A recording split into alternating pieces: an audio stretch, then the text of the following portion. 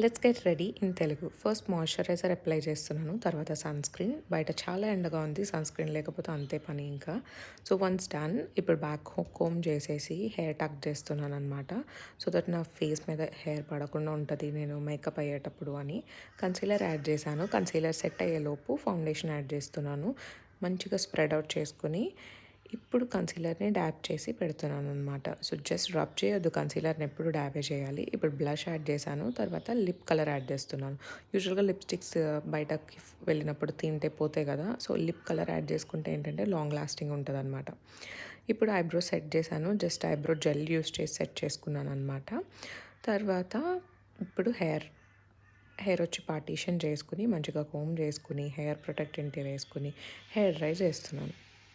Hair dry అయిన తర్వాత half dry అవ్వాలన్నమాట. అంటే కంప్లీట్ కాదు, ఒక 60% డ్రై అయిన తర్వాత ఇలా పార్టీషన్స్ తీసుకుని మంచిగా హెయిర్ స్ట్రైట్ చేసుకుంటున్నాను.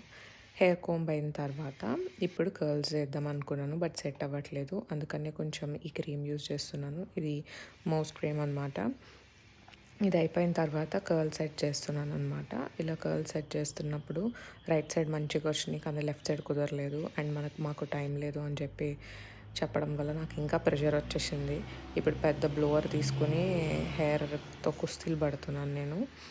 ఇది వన్స్ అయిపోయిన తర్వాత మళ్ళీ డైసన్ యూజ్ చేసి కర్ల్స్ చేసేసాను. ఈజీ అనిపించింది నాకు ఈ ప్రాసెస్. Ta-da done. బాయ్.